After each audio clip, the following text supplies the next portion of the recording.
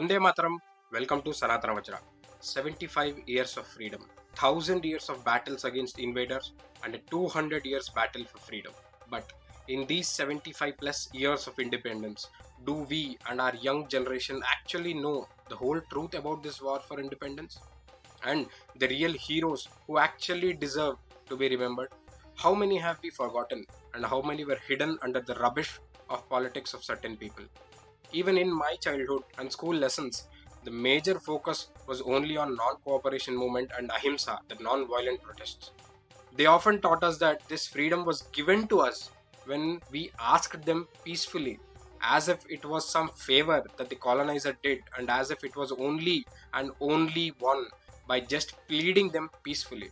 This narrative was spread by the people who took power when the nation got freedom, and of course, this narrative that their party or one or two leaders' peaceful efforts got the freedom suited them the most, right? Yes, we do find some names of revolutionaries in our lessons here and there, as if there were some individual attempts which had very less impact. But that was not the actual history. The revolutionaries waged war against the colonizers and made them kneel in front of our kshatra, that is our ability to fight. But how many of us truly know this complete side, the true side and the most impactful side of our freedom fight?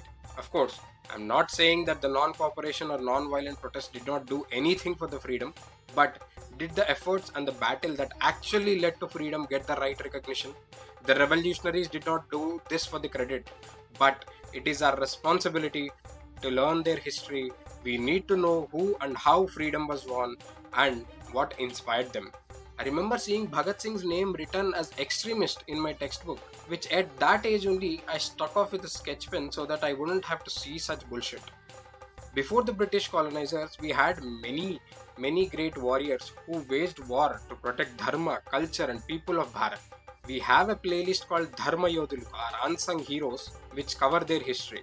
We had the Rajput, the Sikhs, the Marathas, the Sannyasis, and even Naga sadhus also fighting for this land. Later, it was the kings from different regions also waging war against the invaders. But from 9th century to 18th century, what drove these warriors? What was the fire that was burning in their hearts to keep on fighting for this land? We need to know that. After 1857, the first battle of independence, there was a decline in resistance from the local kings. We saw the likes of Birsa Munda from Jharkhand, and in 1890, we saw Tikendrajit Singh of Manipur offering the last line of defense against the Britishers. Manipur was the land that offered the final resistance, and yet, few months ago, we have seen cheap politics being played over the warring tribes of the same Manipur, which came to such situation due to 50 years of spineless politics, and before that, the separatist politics played by the colonizer Britishers. After 1890s, a young force of fire to win complete freedom was set ablaze in 1900s, and this will of fire was fueled by many inspirations such as the Irish Revolt or the Japanese Revolt, etc.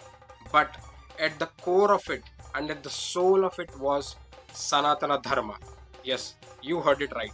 Inspiration from Sanatana Dharma drove many major and impactful leaders and freedom warriors to fight for the Purna Swaraj of this nation.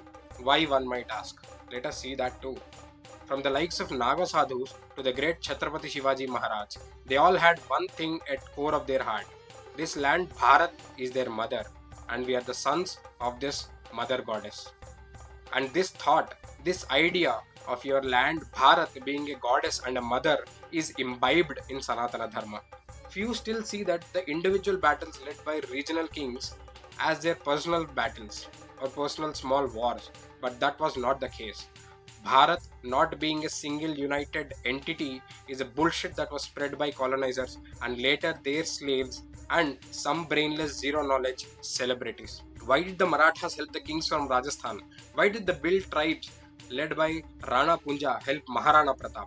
Why did the Andhra kings fight side by side with the Tamil and the Karnataka kings? All the regions of Bharat have one thing in common: its sense of dharma, its civilizational unity.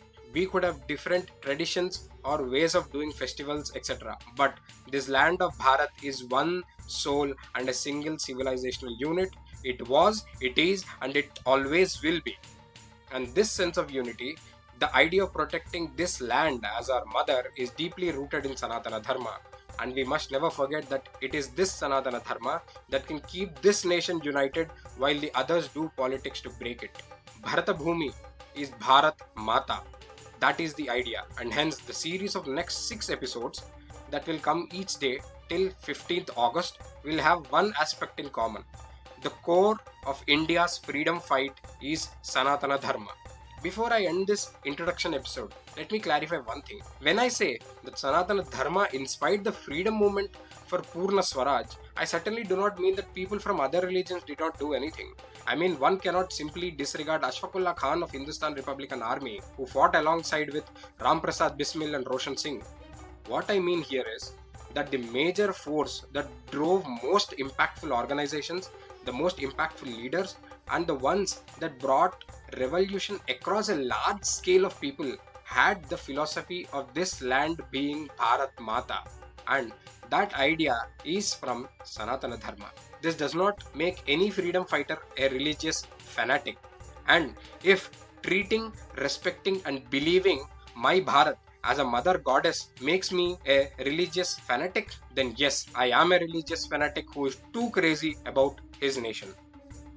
I hope my fellow Indians will encourage this effort to let everyone know the roots of our freedom movement, the true side of our war for independence, and share this upcoming episode series with as many people as possible. There is a reason why we are doing this in English, and actually an irony where we are talking in English and explaining the story about how we drove away the English. But alas, majority of us do understand English. Please like, share and subscribe to Sanatana Vajra and be part of a shared responsibility of letting our fellow Bharatiyans know the great story of our independence. We will meet again in the first episode of this series. Jai Shri Ram, Jai Bharat.